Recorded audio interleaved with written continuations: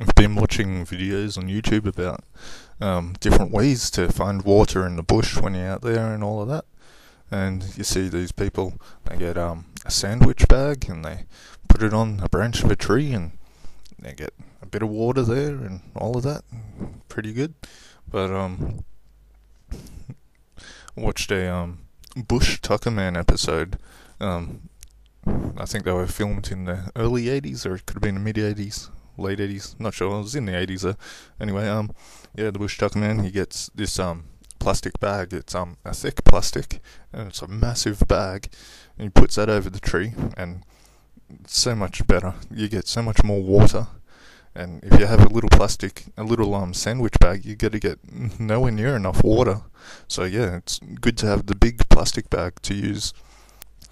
And I watched a Malcolm Douglas documentary where he said that you'd need at least 12 of those big plastic bags if you get to survive.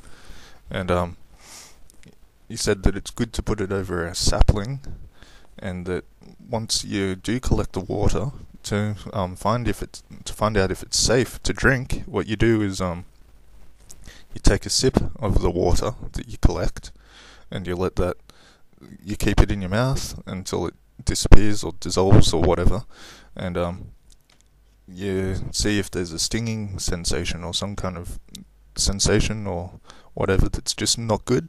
If it stings and all of that, he said that it's not good. The water would most likely be not safe to drink. And if there's no stinging sensation or anything like that, he said to take a little bit more, like have a little drink of it and swallow it, and wait about a couple of hours, and if you have no upset stomach and everything, you feel fine and all of that, then the water is most likely safe to drink. So if you do get a bag and you get the water and it makes your mouth sting and all of that, then you just make sure you take notice of what tree that came from, so you don't go near those types of trees in the future. So yeah, that's some information that Malcolm Douglas said that is, I reckon that it would be rather handy to know. And yeah, there's many ways of getting water. Like they show you how if you get some water and you can dig a hole that's about 1 meter in diameter and about half a meter deep. You can put the water in containers or on plastic bags or whatever inside of the hole, and then you get another bit of plastic and you put it over the hole, and you make sure that you put an empty container in the middle of the hole, inside the hole, and you put the plastic over there and you cover it over, and you put a rock in the center of the piece of plastic, so that when the water from inside the hole, it evaporates and then it collects on the inside of that plastic. It runs down to where you put that rock, so wherever you put the rock, the water will most likely drip from there into the container that you use to catch the water, which is pretty cool. And it showed us that actually it was the Bush Tucker Man that said that there's many places around Australia where if you dig on the beach, you can actually get fresh water. It's probably best if you have a look at the Bush Tucker Man episode yourself. I can't remember which one it was, but yeah, it's always good to watch the Bush Tucker Man episodes and Malcolm Douglas episodes. They're really, really good.